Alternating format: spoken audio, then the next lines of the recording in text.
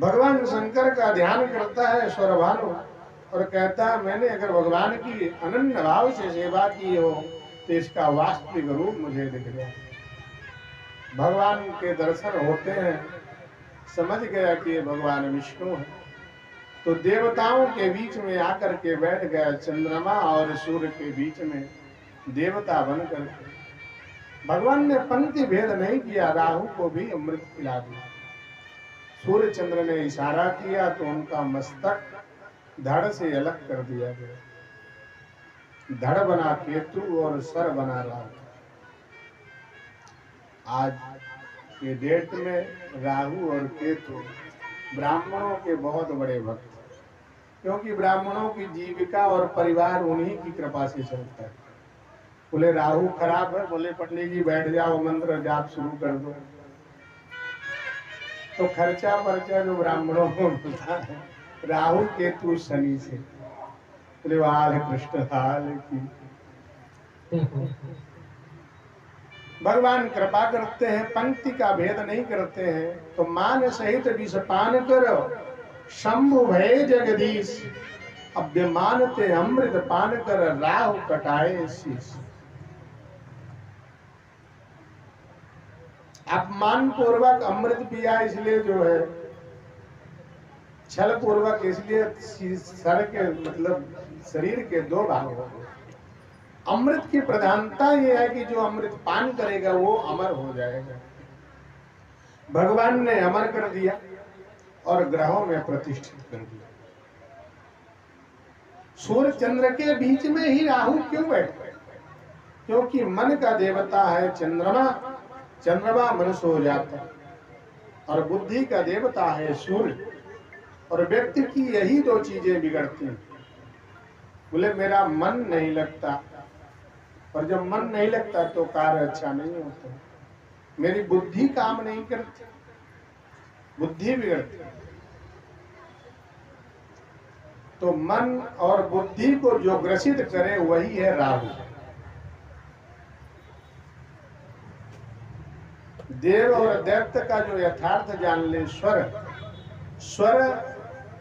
जब उसे सुनाई दिया तब न उसने भान किया, अनुमान लगाया कि ये नृत्य तो करती है पर मेरे पक्ष में नहीं।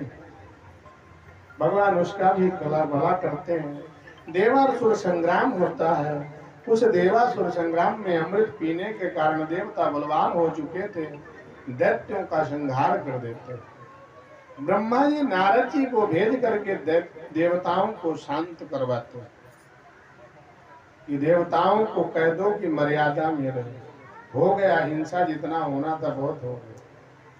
क्योंकि ब्रह्मा जी ने पूरी सृष्टि रची है, तो सुर भी हमारे असुर भी हमारे।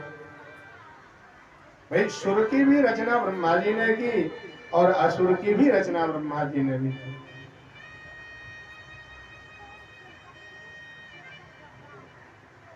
नारद जी के कहने से युद्ध में विराम होता है। उस युद्ध में महाराज बलि मारे जाते हैं। शुक्राचार्य को भेज करके उन सब दैत्यों को जिनके शरीर कटे फटे नहीं थे उन सब को जीवित किया जाता है। और जीवन प्राप्त होने के बाद शुक्राचार्य जी के शरण में बलि जाते हैं, महाराज अगर आपकी कृपा न होती गुरुदेव भगवान तो हम तो जा चुके थे। उस दिन से महाराज बलि ब्राह्मणों की सेवा करना शुरू कर देते हैं। भार्गव वंशी ब्राह्मणों की इतनी सेवा करते हैं, इतनी सेवा करते हैं कि वो ब्राह्मण देवता प्रसन्न होकर के अपना तप एकत्रित करके एक रथ तैयार करके महाराज बलि को देते हैं, और बलि महाराज दिग्विजय के लिए निकल जाते हैं। त्रैलोक्य में अपना आधिपत्य स्थापित करते हैं, राज्य की स्थापना होती है।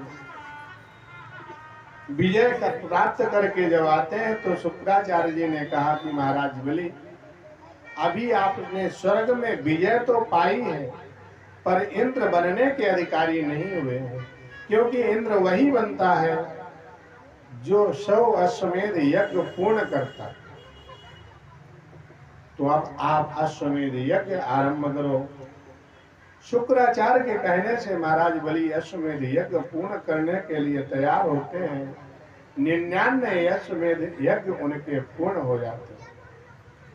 उनकी सत्ता में बैठने के कारण इधर देवता बेचारे दर दर भटक रहे थे, तो माता अदिति कश्यप जी की शरण में जाती हैं और उनसे प्रार्थना करती हैं कि प्रभु, मैं चाहती हूं कि मेरे बच्चे भी सुखी रहें और समाज के लोग भी सुखी रहें।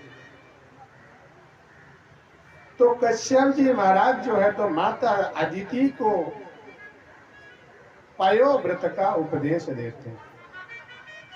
माता अदिति को पुंसवन व्रत का बताते हैं 1 वर्ष का, क्योंकि दिति का संकल्प है, दिति भी उन्हीं की पत्नी है, उनका संकल्प है कि ऐसा पुत्र हो जो इंद्र का वध करे। और माता अदिति का संकल्प है कि मेरे भी पुत्र सुखी रहें और समाज के लोग भी सुखी रहें और भी सुखी रहें। इसलिए उनको व्रत बताते हैं कश्यप जी 12 दिन का पयोव्रत। बोले फाल्गुन के महीने में कृष्ण पक्ष में प्रतिपदा से व्रत आरंभ करें और 12 दिन तक व्रत दूध पी करके करें।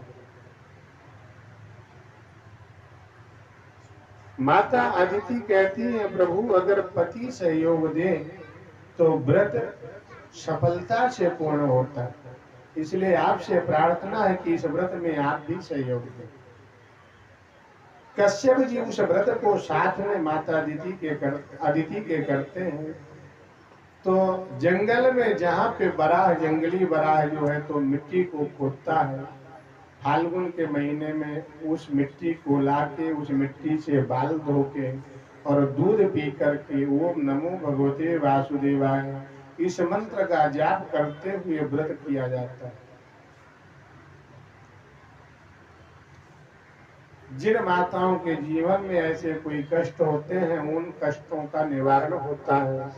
कश्यप जी के साथ में माता व्रत करती हैं और जब व्रत पूर्ण होता है भगवान वरदान देते हैं और भगवान बामन के रूप में उनके यहाँ प्रकट होते। बोले बामन भगवान की।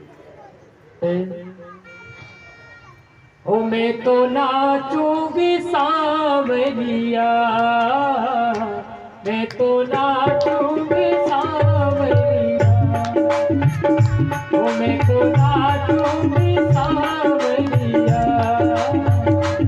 मैं तो नाचूंगी सांवरिया। मैंने कुछ से और सखी, मैंने कुछ से और सखी, सामने